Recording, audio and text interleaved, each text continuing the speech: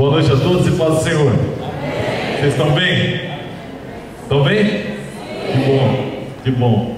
Eu quero também apresentar aqui o Ricardo, que está com a gente lá de Rio de Ramos. Ele falou, eu vou lá para cuidar de você. Fica de pé, Ricardo. O Ricardo tem sido uma bênção lá. É tio do pastor Fábio de Vila Moraes. Eu quero apresentar para vocês também uma futura vizinha de vocês, que é a Natália, que trabalha comigo. Fica de pé, Natália. Ela vai morar vizinha à igreja aqui e veio visitar. Então no final vocês já coloquem a algema nela, prendem na porta da igreja, que é para não sair. E o meu irmão também está junto comigo aqui, o Diego. Fica de pé, eu peço oração por ele, porque ele ainda está solteiro. Então eu peço que a igreja me ajude em oração nesse sentido. Tá bom? E o Lucas, né? O meu filho que não foi pro culto infantil, a Mariana foi. O Lucas é meu companheiro de tatame agora. E está sempre comigo aí. Tá aí, e não sei não, mas acho que vai ser pastor também. Eu fico até emocionado em falar. E cabe aqui um testemunho. Assim que a gente mudou para onde a gente mora, teve um dia que eu ia jogar bola. Quer dizer, eu entro em quadra, né? Não jogo bola. E aí eu estava procurando e fui chamá-lo numa casa. Quando eu toquei a campainha, aí saiu os pais dos meninos que brincam com eles lá. Aí a mulher meio que chorando assim, e falou, vocês são crentes? Eu falei, a gente é crente, sim, é porque o teu filho fica falando do evangelho aqui e a sua filha canta. Eu falei, então peraí que eu vou chamar minha mulher para recolher as ofertas. Aí ela falou, eu falei, pô, que legal, né? E eu tava mal vestido, tava com a camisa do São Paulo, né? Muito mal vestido. Muito mal vestido. E aí, de short e tal. Aí ela falou, eu sou afastada do evangelho e tal. Eu cresci numa igreja batista e tal, mas eu não estou frequente e tal. Resumo da ópera: visita a nossa igreja. Aonde é a igreja? Assim, assado. O único problema é o pastor da igreja, que é meio... Falou, quem é o pastor? Eu falei, sou eu. E eles foram. E depois de poucos meses, a gente estava batizando o pai, a mãe, os 2 filhos, fruto da evangelização do Lucas aí, né? Amém. Então eu louvo a Deus porque ele tem essa pegada para ser pastor. Eu acho que mais que o pai. Bom, mas eu estou feliz de estar aqui com vocês hoje à noite. Parabéns pelos 63 anos de igreja, né? E eu me lembro que toda vez que eu fazia aniversário, minha mãe chegava para mim, me dava parabéns, chorando, né? Parabéns, que Deus abençoe. Aí ela começava, olha, não bebe, não fuma, não desvia do caminho do Senhor, não maltrata a filha dos outros, não anda com uma companhia. E era um monte de não que minha mãe falava. E eu vim falar alguns não para vocês hoje também, né? E eu acho que eu peguei um pouco disso dela, que eu me lembro que eu estava lembrando hoje aqui, quando eu vi o Maurício, pessoal, que uma vez eu estava pregando na casa da Solange Mendes. E o Lucas era bebezinho, né? Ele devia ter 1 ano assim, tinha começado a andar. E eu falava tanto não para ele, que na pregação eu falei, porque a palavra diz não. Quando eu falei não, ele já começou a chorar. Tamanho trauma de tanto não que eu digo para ele.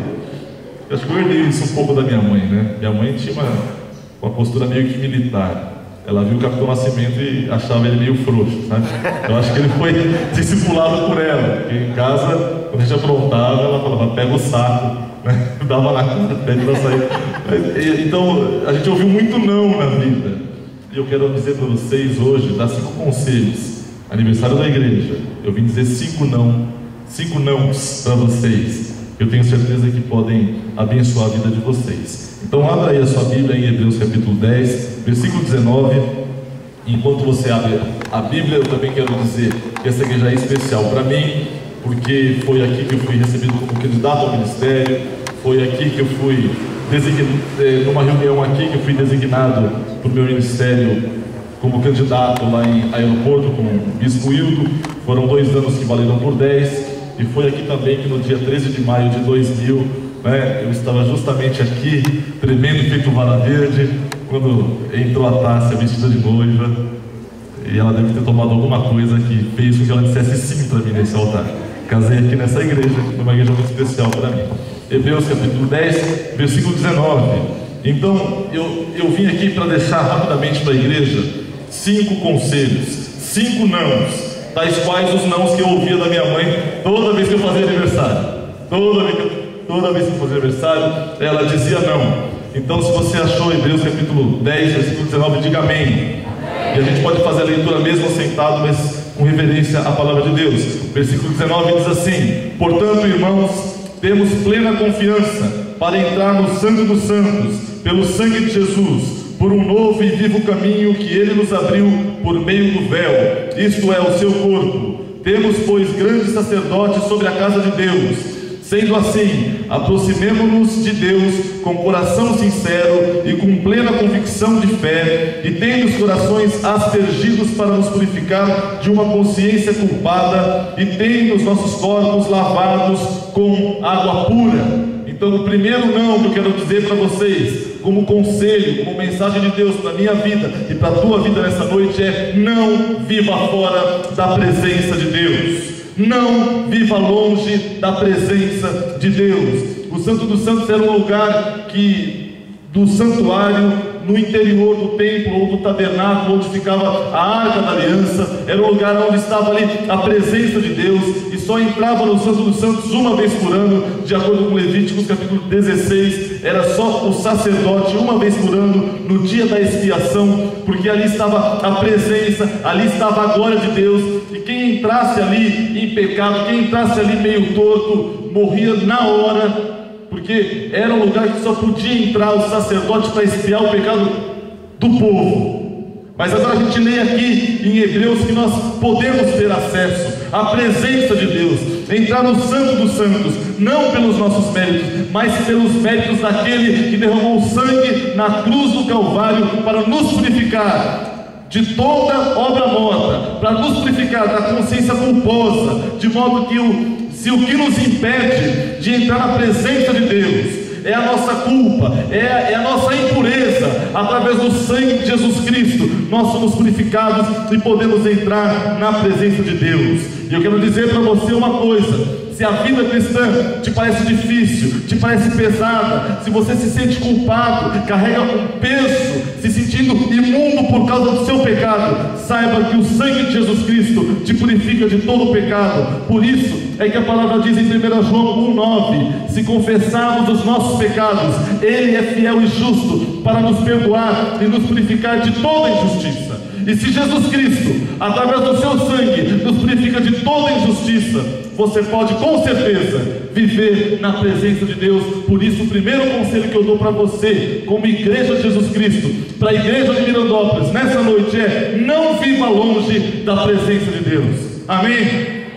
Você pode repetir comigo? Não viva longe da presença de Deus. Todo mundo junto. Longe da presença de Deus. Legal. Vamos falar todo mundo junto? 1, 2, 3 e... Não viva longe da presença de Deus. Não há razão para isso. Não há razão para você não entrar, não viver, não caminhar na presença de Deus, se o sangue de Jesus Cristo te purifica de todo o pecado. E aí, eu quero ler com vocês ainda o versículo 24, que diz assim: e consideremo-nos uns aos outros, para incentivar-nos ao amor e às boas obras. Não deixemos de reunir-nos como igreja, segundo o costume de alguns, mas encorajemo-nos uns aos outros, ainda mais quando vocês veem que se aproxima o dia do Senhor. Se o primeiro conselho para você nesta noite foi: não viva longe da presença de Deus, não viva fora da presença de Deus, o segundo conselho é: não deixe de congregar. Não deixe de congregar, não deixe de estar na casa de Deus, não deixe de estar em comunhão com o povo de Deus.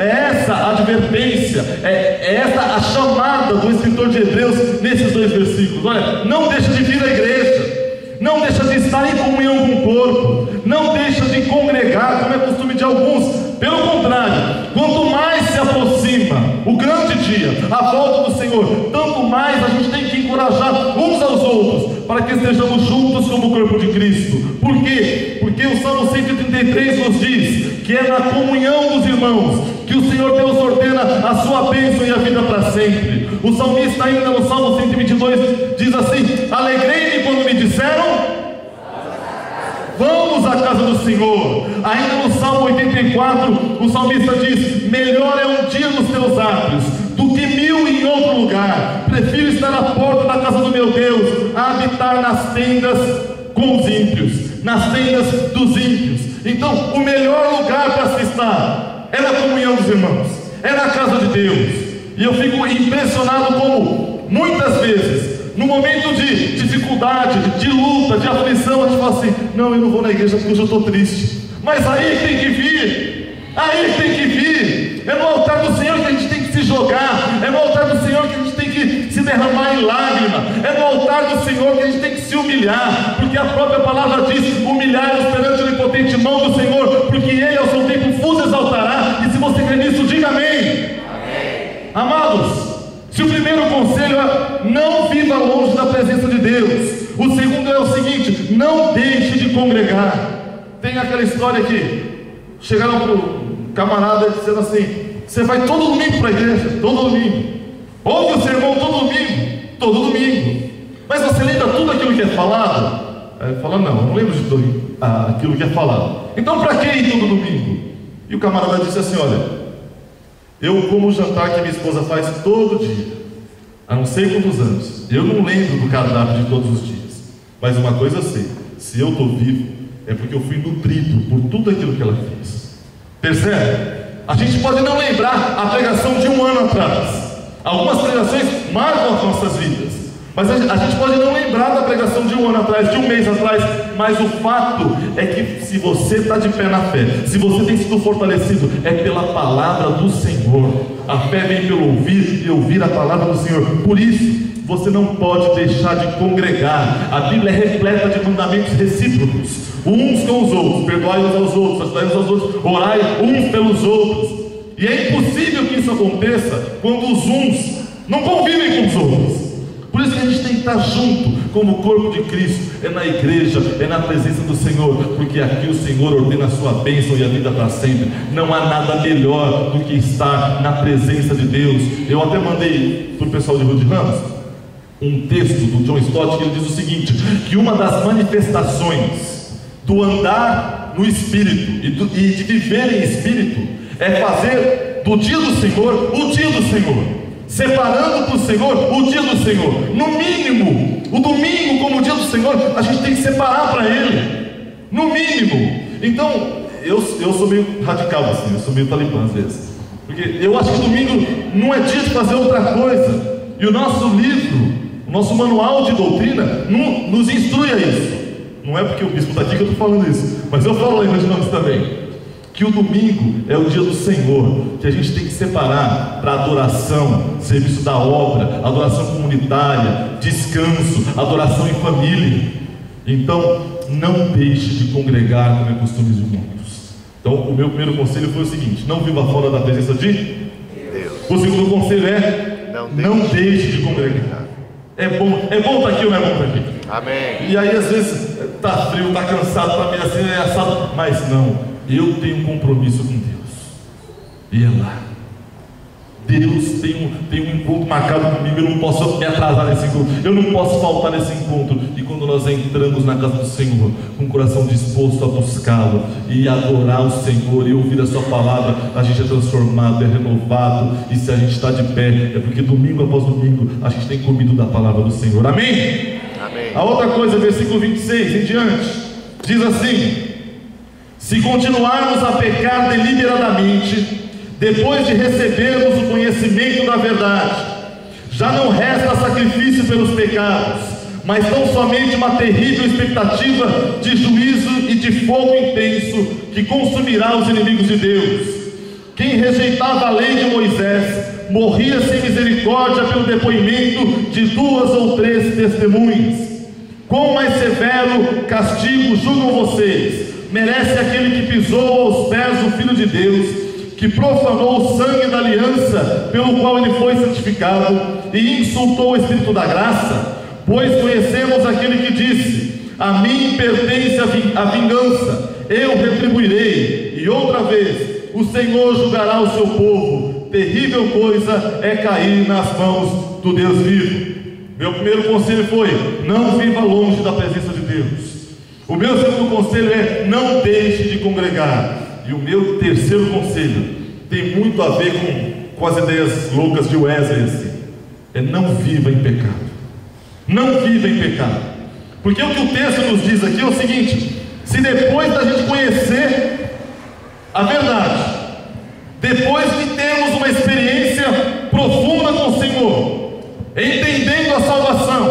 o sacrifício de Jesus na cruz do Calvário, a obra do Espírito Santo, a gente passa a viver em pecado deliberadamente. Pequei, peco mesmo, e não gostou, vem para cima que eu pego de novo, e é assim que é. Se a gente vai pecando deliberadamente, não tem mais o que fazer, não tem mais sacrifício, não tem, é juízo, é expectação de juízo.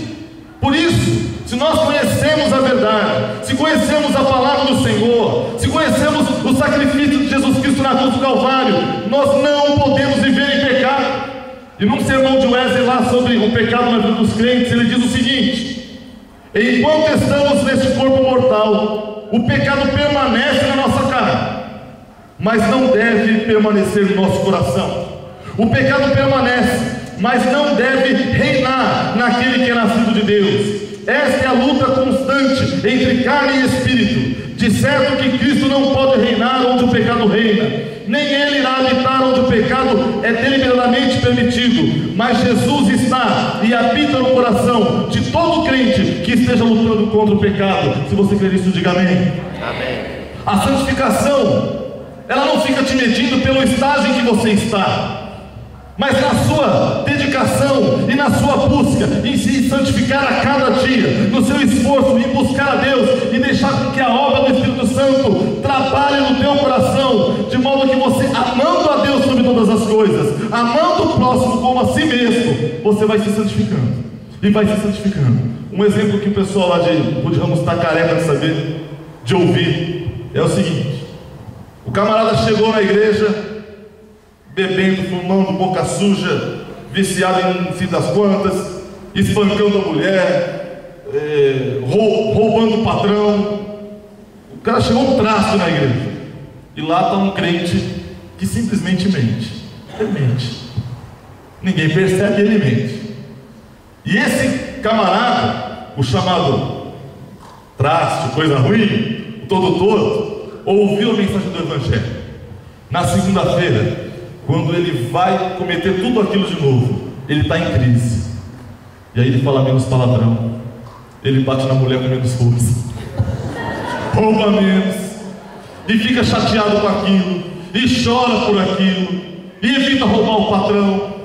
E aquele crente continua o quê? Com a mentirinha dele que ninguém sabe, ninguém percebe, está mentindo, tá? Uma mentirinha. O pecador é o outro, que bebe, fuma, bate. Passado um mês, aquele camarada já evita ser boca suja, já não levanta mais a mão para a esposa, mas ainda fuma, ainda bebe, ainda tem alguns vícios que o prendem, e o crente está lá com a mentirinha. Passou um ano,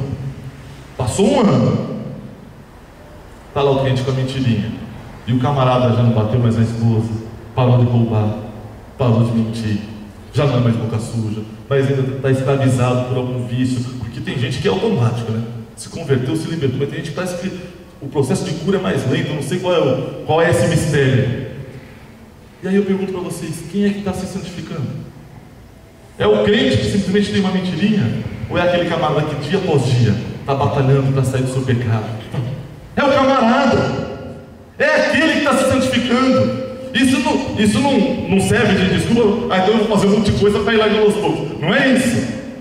Mas a gente tem que entender que a santificação é dia a dia você ir buscando a graça de Deus. Por amor a Deus você vai deixando de fazer as coisas. Eu estava dizendo, nem sempre aqui, porque eu falo tanto, que é o seguinte, que eu sempre fui muito arteiro, muito levado assim, mas eu nunca me envolvi com nada pesado assim na minha adolescência, infância, juventude, que seja, porque eu tinha uma mãe muito legal, ela era muito bacana, era brava, mas era muito bacana, e cada vez assim, aí perguntaram para mim esses dias, você nunca fumou maconha? Eu falei, não, nunca fumei maconha. Então se alguém chegar com um cheiro perto de você, você vai saber? Eu sei, porque meus amigos fumavam maconha e tal, mas eu nunca fumei. E eu me lembro muito bem assim, cada vez que eu via aquilo, eu pensava assim, puxa, minha mãe vai ficar chateada sobre que eu estou aqui.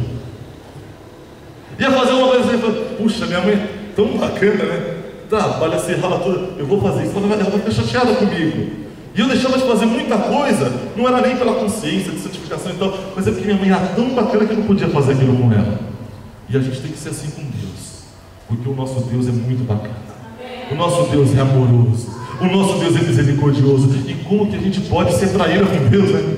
Deus tão amoroso, Deus tão maravilhoso. E eu acho que essa consciência que a gente tem que ter. Eu vou fazer isso, eu vou pisar na bola com Deus. Eu não posso fazer isso com Ele, porque Deus é maravilhoso. Deus me ama. Deus mandou Jesus para morrer na cruz do Calvário por mim. Então, olha, é por amor a esse Deus que eu vou me santificar. É por amor a esse Deus que eu vou correr do pecado. É por amor a esse Deus que eu vou buscar cada dia me santificar mais, abandonar o meu pecado. E se o pecado tiver que acontecer na minha vida, se acontecer, que seja um acidente, mas que não seja uma prática deliberada. E ainda se ele for um acidente, ainda se acontecer, a gente pode confessar os nossos pecados, porque Deus é fiel e justo para nos perdoar. Quem crê nisso diz amém.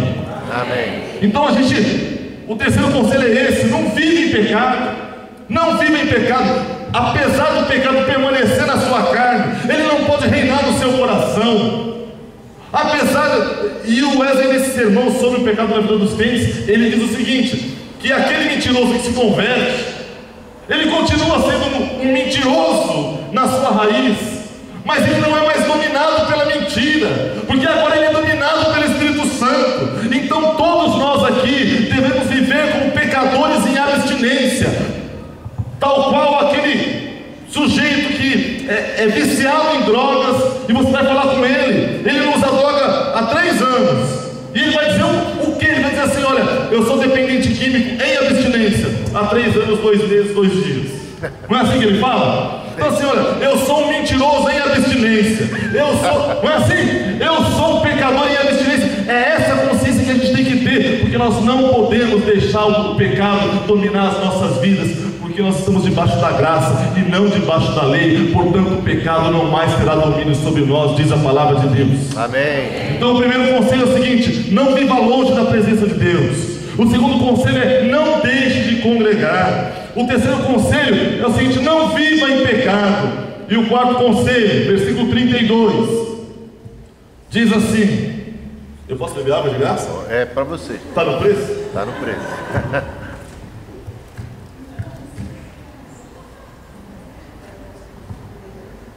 Obrigado. Versículo 32 diz assim: lembrem-se dos primeiros dias, depois que vocês foram iluminados, quando suportaram muita luta e muito sofrimento. Algumas vezes vocês foram expostos a insultos e tribulações.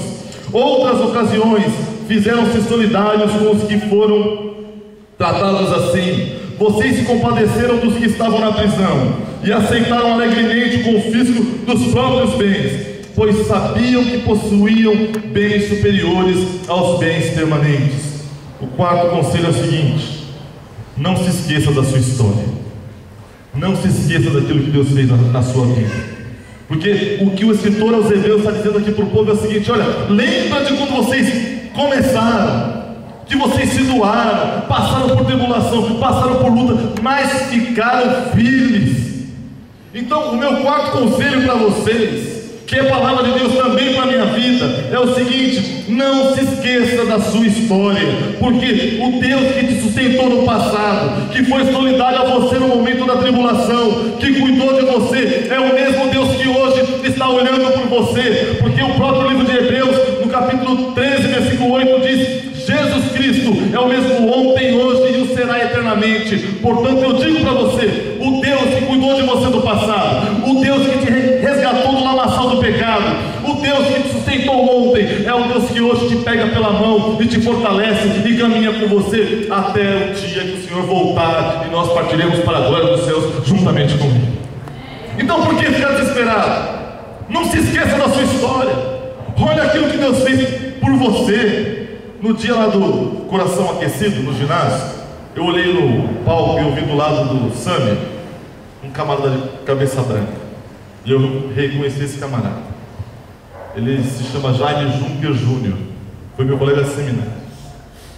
E quando a gente estava planejando ficar grávidos, eu e a Tássia, ela perdeu a barriga e eu ainda estou gestante.